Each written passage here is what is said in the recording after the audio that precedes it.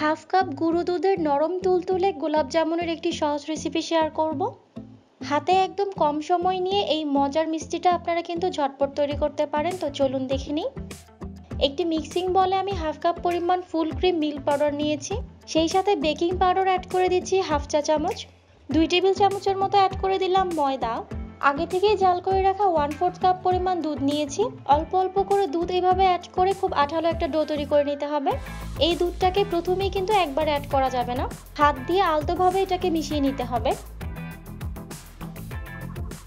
এরকম একটি আঠালো টাইপের ডো তৈরি করে নিতে হবে।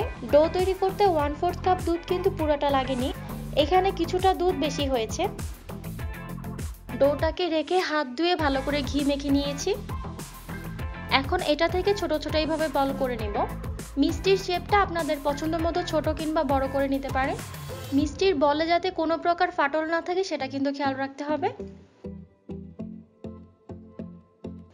এইভাবে সবগুলো মিষ্টি আমি বানিয়ে নিয়েছি। চুলায় প্যানে আমি পর্যাপ্ত পরিমাণ তেল নিয়েছি। তেলটাকে কিন্তু একদম হালকা করে গরম করতে হবে। তেলটা যখন খুব হালকা গরম হয়ে যাবে তখন আমি একটা একটা করে মিষ্টিগুলো দিয়ে দিব।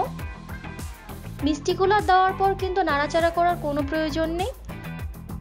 চুলার আঁচ লো মিডিয়ামে রেখে মিষ্টিগুলোকে আস্তে আস্তে একটু টাইম নিয়ে ভেজে নিতে হবে।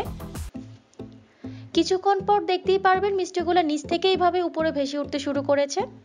মিষ্টিগুলো দেওয়ার কিছুক্ষণ পর কিন্তু এটা খুব নরম অবস্থায় থাকে, তাই এই পর্যায়ে কিন্তু নাড়াচাড়া করার কোনো প্রয়োজন নেই।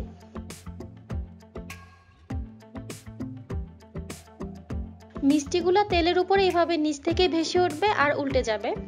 কিছুক্ষণের মধ্যে এর কালারটা চেঞ্জ হতে শুরু করছে।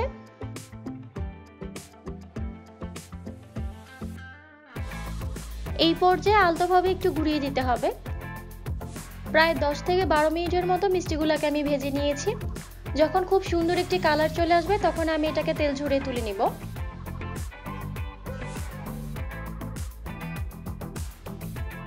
এখন আমরা একটি শিরা তৈরি করে নেব। এজন্য একটি পাত্রে আমি 1 কাপ পরিমাণ চিনি অ্যাড করে দিলাম। 1 কাপ চিনিতে আমি এখানে 2 কাপ পরিমাণ পানি অ্যাড করলাম। এই শিরাটা কিন্তু খুব বেশি ঘন করা যাবে না। শিরাতে এরকম একটি বলক চলে আসার পর 2 থেকে 3 মিনিট এটাকে জাল করে নিব। এরপর ভেজে রাখা যে মিষ্টিগুলো ছিল সেটা এইভাবে দিয়ে দিচ্ছি। এই পর্যায়ে মিষ্টিগুলো কিন্তু হালকা কুসুম গরম অবস্থায় আছে। মিষ্টিগুলো দিয়ে সাথে সাথে এইভাবে ঢেকে দিব। চুলার আঁচ এখন লো মিডিয়ামে রেখে 7 থেকে 8 মিনিটের জন্য এটাকে বলক তুলে নিতে হবে। প্রায় 8 মিনিট পর আমি ঢাকনাটা খুলে দিয়েছি। দেখতেই পাচ্ছেন মিষ্টিগুলো কিন্তু অলমোস্ট ডাবল হয়ে গিয়েছে। চুলার আঁচটা এখন আমি বন্ধ করে দেব। এরপর আবারও ঢাকনা দিয়ে ঢেকে এটাকে 3 ঘন্টার জন্য রেস্ট করতে রেখে দেব। 3 ঘন্টা পর ফিরে আসছি। 3 ঘন্টা পর মিষ্টিগুলো খুব সুন্দর করে শিরাটা সোক করে নিয়েছে। একটা মিষ্টি আমি আপনাদেরকে কেটে দেখাচ্ছি। দেখতেই পাচ্ছেন এর ভেতরটা কতটা পারফেক্ট হয়েছে, মিষ্টিটা কতটা সফট হয়েছে আপনারা নিশ্চয়ই দেখে বুঝতে পারছেন। রেসিপিটা কেমন লেগেছে কমেন্ট করে অবশ্যই জানাবেন। এরকম আরও অনেক মজার রেসিপি পেতে আমাদের সাথেই থাকবেন। আজ পর্যন্তই, সবাই অনেক ভালো থাকবেন। আল্লাহ হাফেজ।